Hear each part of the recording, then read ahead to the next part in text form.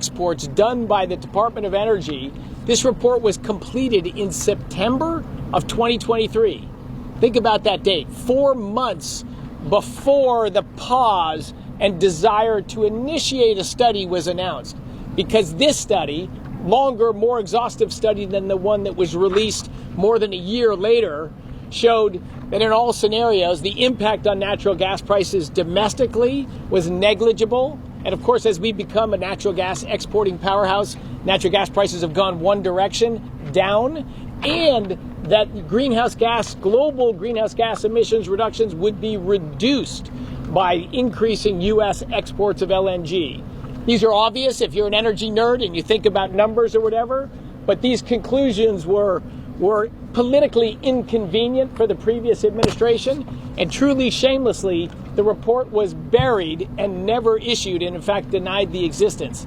It's only with subpoenas from Congress and digging in that we actually got the report. Exact same title of the one released 15 months later. This is the kind of lack of transparency and bringing politics into energy that this administration is not going to do. We have one constituency, the American people. We want to bring low-cost, affordable, reliable, secure energy to Americans and our allies around the world. We're not going to be hiding the ball, hiding studies that give opposite conclusions to reality. We're going to restore a little credibility, a little bit of fact and science-based stuff to energy policy in the United States.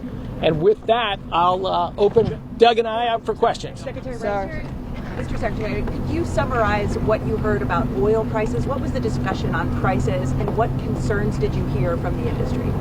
There was really no discussion on price. Price is set by supply and demand.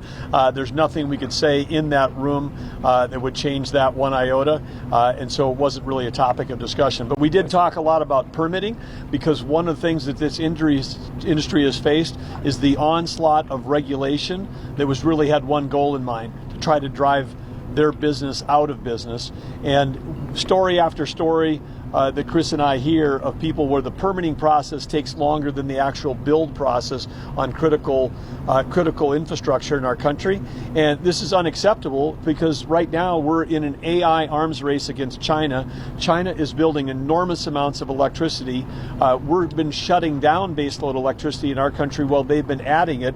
And this is a real existential threat to our country. We've got to be able to actually not just drill, baby, drill, but we've got to be able to build, baby, build, so that we've actually got the infrastructure to drive our economy forward. What do you say to those consumers who are very upset, sirs, about the fact that some of the electricity prices are going higher than anticipated in several areas around the country? Oh, yes. In the last administration, last 4 years, we're talking about now, though, well over 20% rise in electricity prices with almost no increase in electricity output.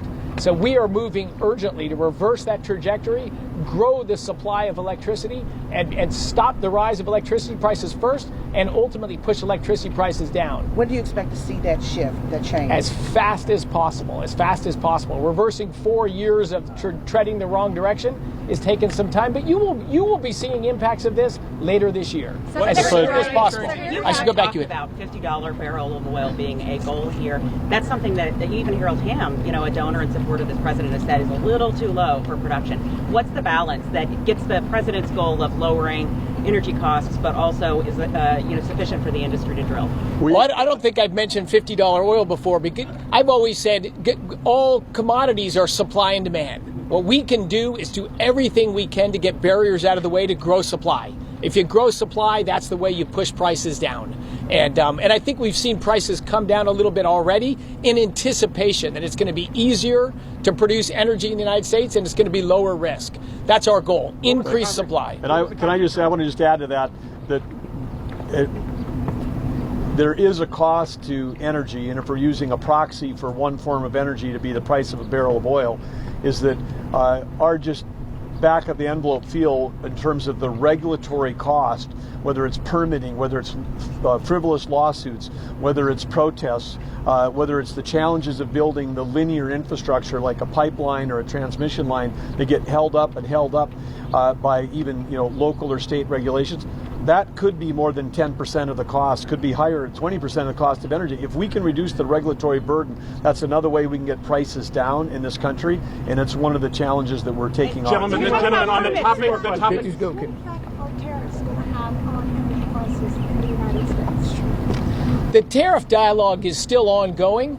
Ultimately, the president's whole economic agenda is to lower prices in the United States and grow job opportunities in the United States. I suspect as we get through these negotiations and we get forward, this end result of this will be more jobs in the United States and ultimately lower prices. So, excuse me, I'd like to talk a little bit about the question of tax credits, hydrogen, carbon sequestration tax credits. Is that something the executives brought up at the meeting today? There was no discussion of tax credits whatsoever during this meeting. During the president's call today, Caitlin, let's go. During the Caitlin. President's call today with Ukrainian President Zelensky, he proposed this idea of the U.S. taking over nuclear power plants in Ukraine and utilities potentially as well. How would that work, given it involves both of your portfolios? No discussion about that right now. The United States and this president's agenda is more energy ideally produced in the United States, but more energy to better lives and drive down prices. But you haven't discussed the United States taking over nuclear power plants with the president? No discussion of that today. And how soon is that big plant going to come on? Could it even come online and produce power in Ukraine? I mean, it's been heavily... We got no comment on the Ukrainian nuclear... No comment on it. Thank you all. Thanks, everybody. Thank you both.